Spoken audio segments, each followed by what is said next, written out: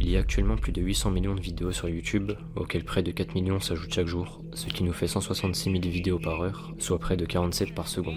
Parmi celles-ci, on trouve du contenu en tout genre. Divertissement, éducation, musique, politique, documentaire. C'est les vidéos qui apparaissent dans les recommandations quand vous lancez YouTube. D'un autre côté, quand on va plus loin que les recommandations de l'algorithme, on peut parfois, après de longues recherches, basculer dans des recoins plus obscurs de YouTube, là où les vidéos prennent une tournure totalement différente. Il n'y a pas vraiment de terme global pour les caractériser, mais elles partagent toutes les mêmes attributs. J'aime beaucoup ce genre de vidéo. J'aime beaucoup ce genre de vidéo. J'aime beaucoup ce genre de vidéo. Elles sont profondément malsaines, glauques et terrifiantes. C'est ce qu'on va voir aujourd'hui dans le premier épisode d'une série de vidéos dans lesquelles on se penchera sur la face cachée de YouTube.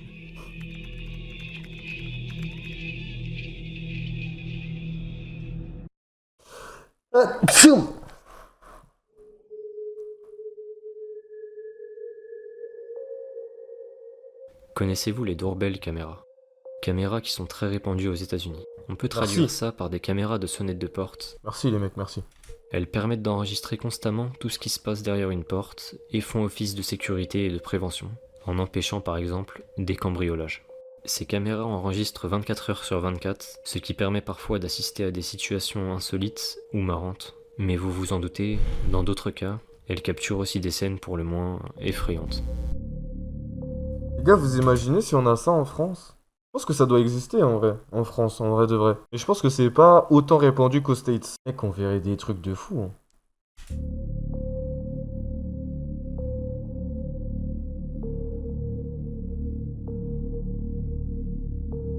Permettez-moi quand même de vous dire fuck. que la vidéo dont je vais vous parler dépasse totalement l'entendement en termes de frayeur. On est le 21 juillet 2021 quand une certaine Amanda Nowak partage sur Facebook la vidéo enregistrée par sa caméra de porte ayant filmé une interaction avec un homme totalement inconnu venu toquer à sa porte.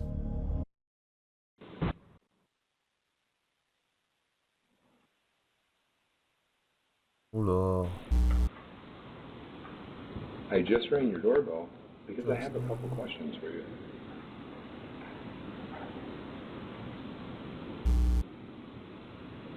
Are you sure? Oula. I just rang your doorbell because I have a couple questions for you. Are you sure? Wesh. What? Are you sure?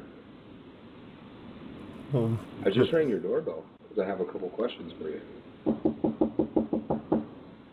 Are you sure? mais quoi?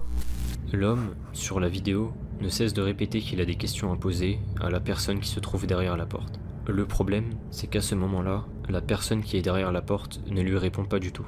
Il continue donc de parler tout seul, en essayant d'ouvrir la porte, le tout avec un ton glacial, cachant parfaitement l'intention qui l'a amené ici. Il parle tout seul pendant plusieurs dizaines de secondes, puis n'ayant aucune réponse, il finit par abandonner et s'en aller, jusqu'à ce que... So who are you? Oula. Yeah? Are you sure? Who are you? Hey, I just had a couple questions. I just wanted to ask you about TV show.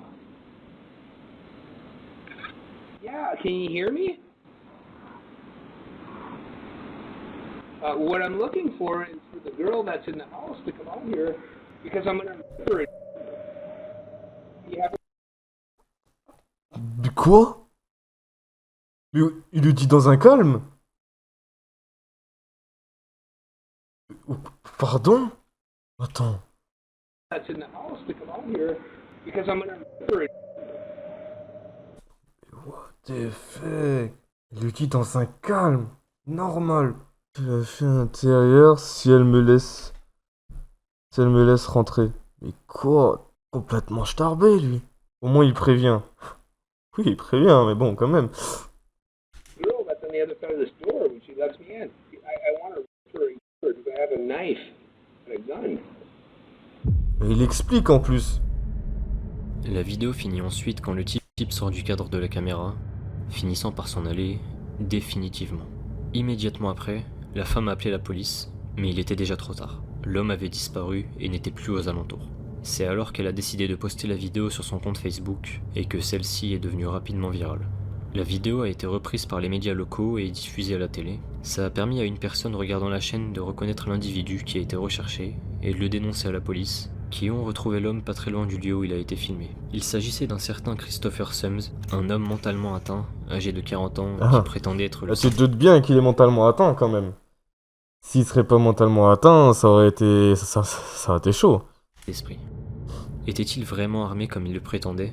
Mais surtout, que se serait-il passé D'ailleurs, dans ton nouveau titre, il y a une... Oh, je m'en fous des fautes. si on lui avait ouvert la porte? Wesh, ta tête, c'est la même que Kezen. Vous abusez. Oh vous êtes des... Vous êtes des menteurs. Vous êtes des menteurs.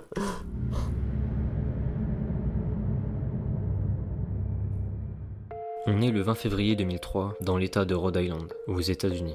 Une soirée est organisée à la discothèque The Station, un club réputé pour accueillir des concerts de hard rock. Pendant la soirée du 20 février, un concert de Great White, un groupe de rock connu depuis les années 80 aux États-Unis, débute à tout juste 23h07. 462 personnes sont présentes pour y assister, malgré la capacité d'accueil fixée à un maximum de 404. Le tout est enregistré par un journaliste venu filmer la scène. Le groupe Great White débute donc leur concert par une première chanson intitulée Desert Moon, et la fête bat son plein.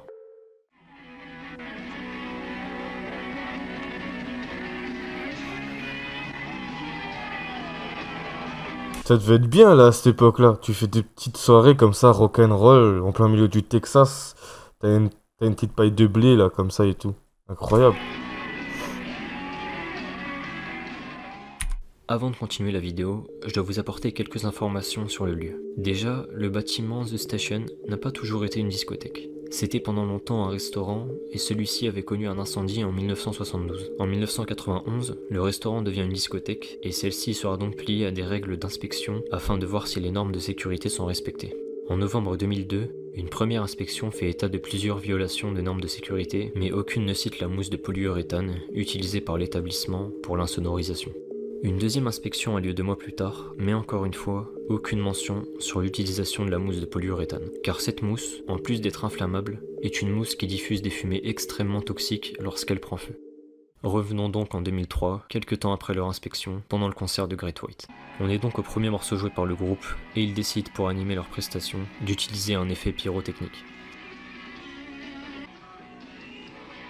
Ça va prendre feu. À partir de là, la catastrophe commence. Comme vous pouvez le voir, en seulement quelques secondes, l'ambiance change radicalement et certaines personnes, comme celui qui filme la vidéo, s'éloignent de la scène pendant que d'autres restent dans l'incompréhension.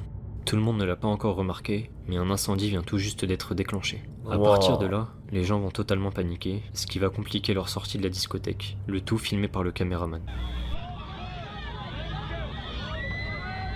Oh, c'est une folie.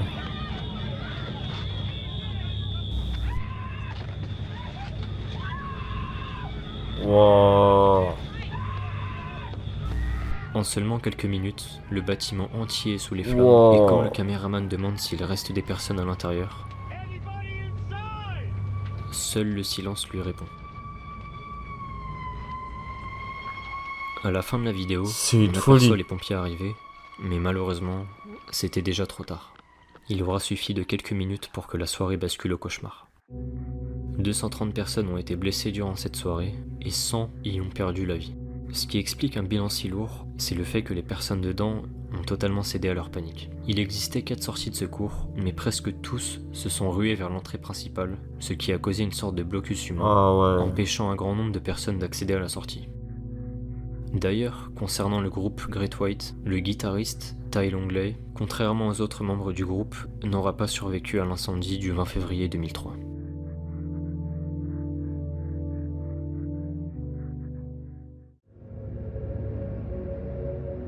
Why you never became a dancer? Quand on parle de contenu morbide lié à YouTube, beaucoup de vidéos vieilles et connues ressortent en tête Ah oui, d'affiche. ça c'est connu. Vous savez que des fois, quand j'étais petit, ça remonte à quelques années, j'avais trouvé une playlist bizarre, que j'arrive pas à mettre la main dessus d'ailleurs.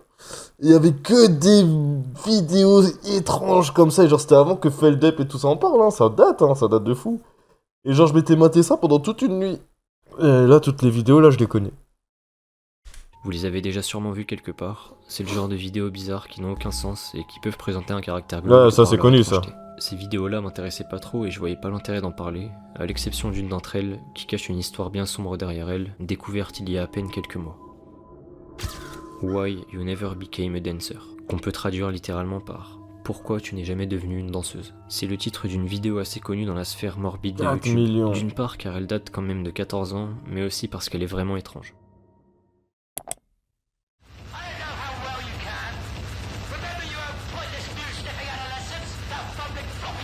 Waouh. En vrai, moi, comment je vois ça? En vrai, moi, ça me fait rire. C'est en mode un mec, il a trouvé un nouveau logiciel sur ce truc. Il a mis une photo. Il a mis un effet noir et blanc en VHS. Et le logiciel, ça permet de retranscrire sa tête sur une image. C'est comme ça que je le vois. Comme vous pouvez le voir, la vidéo est une animation qui se répète en boucle d'une femme dont le visage semble avoir été modifié pour la rendre effrayante. Par-dessus ça, il y a un audio aux sonorités très amplifiées dont le rendu détruit les oreilles, et le tout dure 5 minutes 53. Vu comme ça n'a pas trop de sens. Penchons-nous sur le contexte. L'audio qu'on entend est en réalité une musique de White House, un groupe connu pour ses sonorités très fortes, mais aussi pour sa controverse liée à ses paroles violentes. La musique qu'on entend est une réponse directe à la vidéo d'une certaine Tracey Emin, Why I Never Became a Dancer, sortie en 1995. Le court-métrage de Tracey Emin présente des images de sa ville natale. Elle raconte avoir participé à un concours de danse local qui a mal fini à cause du harcèlement qu'elle a subi par des garçons de sa ville. C'est ainsi que le groupe White House a sorti cette chanson qui a pour but d'incriminer Emin en disant que tout ce qui lui est arrivé est de sa faute et que de toute façon, c'est une menteuse. L'audio étant expliqué, passons au visuel, ce qui va nous intéresser.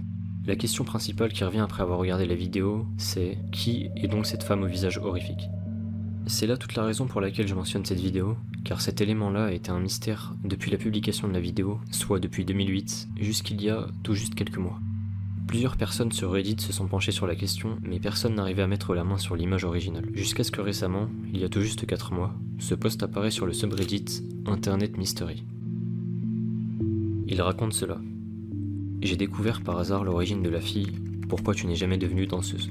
Je suis tombé sur un site web appelé thetubureau.com qui regorge de mystères d'internet similaires à celui-ci. En faisant défiler les pages, j'ai trouvé un article sur la vidéo. On y apprend qu'ils ont cherché la photo originale sur internet, mais qu'ils n'ont rien trouvé. Sauf qu'un jour, un internaute leur a envoyé par mail une photo de la jeune fille qui n'avait pas été retouchée. Et voici d'où elle vient. La photo est tirée d'un livre sur le tueur en série japonais Kiyoshi Okubo. La jeune fille s'appelle Reiko Takemura et fut l'une des 8 victimes de ce tueur en série. Wow. Elle n'avait que 21 ans et a été violée et assassinée en 1976. Le livre d'où est tiré cet extrait reste un mystère. En cherchant à en savoir plus sur le tueur en série, je suis tombé sur une vidéo de l'incident et une fois de plus, en la visionnant, nous sommes tombés sur une nouvelle observation. Elle apparaît à 10 minutes 51.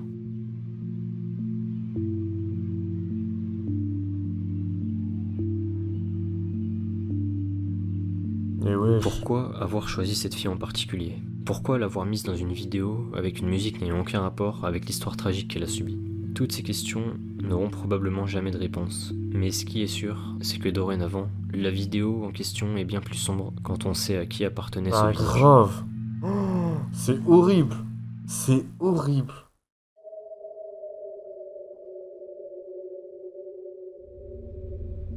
La vidéo que vous vous apprêtez à voir est sûrement l'une des pires que j'aurais pu trouver sur YouTube. Mais avant de vous la montrer, je dois vous apporter quelques informations nécessaires pour comprendre en quoi elle est absolument horrible. Le 21 octobre 2020, au Texas, alors qu'elle rentrait chez elle, Savannah Pascal, 30 ans, est confrontée par son mari, Trent Pascal, qui lui reproche d'être infidèle et de le tromper. Une dispute éclatera entre le couple, qui s'achèvera malheureusement par le meurtre de la femme, abattue par son mari. Oh. Celui-ci a ensuite été arrêté et inculpé, mais il a été relâché après avoir payé sa caution de 550 000 $. C'est alors qu'il va découper le bracelet électronique qui permettait à la police de le surveiller. Commencera donc une cavale qui durera plusieurs mois. Des mecs comme ça, faut jamais les laisser sortir. Jamais. C'est... Oh. Avant de Je souffre carrément, je me demande comment il y a des gens comme ça qui existent. poursuivre sur sa cavale, revenons-en à la vidéo en question. Celle-ci a été réalisée seulement quelques minutes avant que Savannah Pascal ne rentre chez elle. On y entend Trent, complètement désespéré, faisant une vidéo chez lui, blâmant sa femme pour l'infidélité qu'elle aurait eue à son égard, adressant un message d'amour à ses enfants, et surtout s'excusant de l'acte qu'il est sur le point de commettre. I didn't choose this. Your mom chose this. She's been cheating on me for a long time. I have audio of her talking to other guys. I didn't do nothing wrong to her. She's been playing me for a fool. I told her not to mess with me not to mess with my emotions. Don't play with me. I love you so much. Ouais, Please do something good with your life. il va sucer. I'm so sorry I don't have better words right now. Oh là là. I'm hurting so bad. Le moment le plus troublant, c'est à partir d'ici. C'est exactement à ce moment-là que Savannah Pascal rentre dans la maison. On voit directement le changement d'attitude sur le visage de Trent, totalement surpris. Il part directement se cacher dans la salle de bain, lieu où le crime a été commis. You done whatever you could. Thank you. I appreciate that. I love you so much. You love me like your own.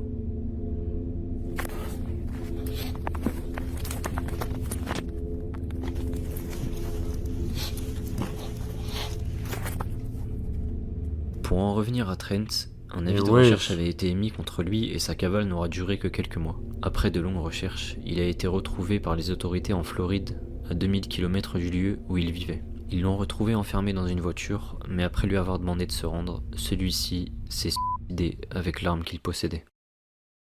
Ce qui est le plus triste dans cette histoire, c'est le fait que le couple avait des enfants relativement jeunes qui, en l'espace d'un an, auront perdu leur mère, puis leur père.